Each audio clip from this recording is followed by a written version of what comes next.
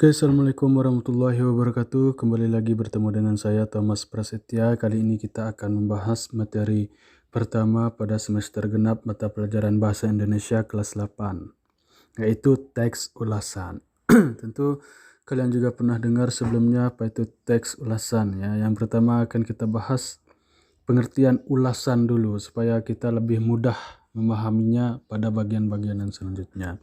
Nah, ulasan itu sendiri artinya adalah tanggapan atau komentar atau tafsiran kita terhadap sesuatu. Yang di sini karena dia teks ulasan karena terhadap satu karya. Jadi ulasan itu adalah tanggapan kita. Jadi teks yang memuat tanggapan-tanggapan terhadap suatu karya. Jadi ulasan itu adalah tanggapan-tanggapan dan komentar-komentar dan tafsiran-tafsiran kita gitu. Itu adalah pengertian dari ulasan. Nah, sekarang apa pengertian dari teks ulasan ya? Teks ulasan. Ya, ini pengertian dari teks ulasan adalah teks yang mengulas kualitas satu karya yang sudah dibaca atau diamati. Artinya teks ulasan ini adalah teks yang mengulas kualitas satu karya yang sudah kita baca dan kita amati. Nah, itulah teks ulasan. Nah, teks ulasan itu terdiri dari identitas. Jadi, di dalam teks ulasan itu terdiri dari identitas. Yang pertama ada judul karya, ada rumah produksi jika karya itu adalah film, kemudian ada penulis, ada sutradara jika karya yang kita ulas ini adalah film, kemudian ada produser, kemudian ada pemeran di dalam baik itu novel, cerpen atau di dalam film. Kemudian ada genrenya apa, romantis, action dan segala macam, itu adalah genre. Kemudian ringkasan. Nah, setelah identitas ada ringkasan.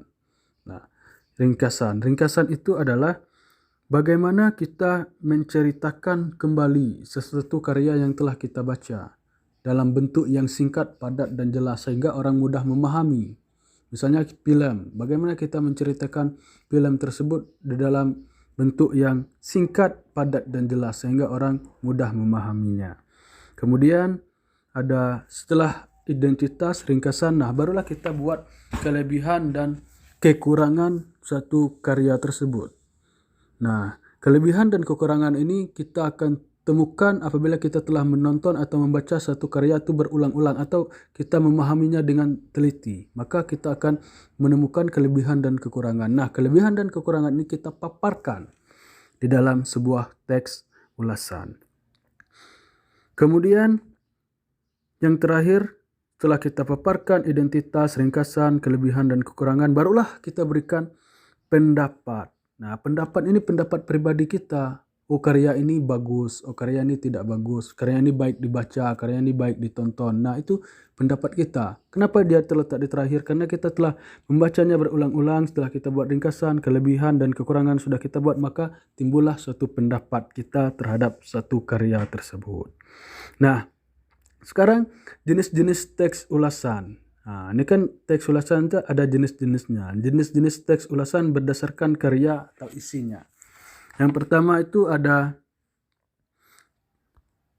teks ulasan film. Jadi kita akan mengulas film, tentunya film yang telah kita tonton, langkah-langkahnya yang isi teks ulasan sudah saya jelaskan bagian awal. Misalnya kita ingin mengulas film ini seperti contohnya. Kemudian ada teks ulasan cerpen. Tentu yang kita ulas adalah yang telah kita baca. Kemudian ada teks ulasan puisi. Juga puisi yang telah kita baca. Ada teks ulasan novel. Tentunya novel juga yang telah kita baca. Nah, itu diulas. Nah, yang terakhir juga ada teks ulasan mengenai karya seni daerah masing-masing. Itu juga penting ya. Tentu kita punya daerah asal, tentu di situ ada karya seninya. Misalnya ada tari yang berasal khas dari daerah tersebut, ada cerita rakyat misalnya. Nah, itu juga boleh termasuk ke dalam teks ulasan, boleh kita ulas, atau karya seni daerah kita masing-masing. Nah, selanjutnya apa tujuan dari teks ulasan ini? Nah, tentu teks ulasan juga memiliki tujuan ya. Yang pertama itu memberikan gambaran karya, artinya kita memberikan gambaran karya tersebut. Artinya, oh karya ini seperti ini, ceritanya seperti ini, alur ceritanya seperti ini, tokohnya ini. Kita memberikan gambaran di dalam teks ulasan tersebut. Kemudian teks ulasan ini juga bisa mempengaruhi pembaca. Artinya mempengaruhi seperti ini. Kita bisa memberikan pendapat baik, bagus, sehingga kita bisa memberikan pendapat karya ini layak untuk dibaca gitu.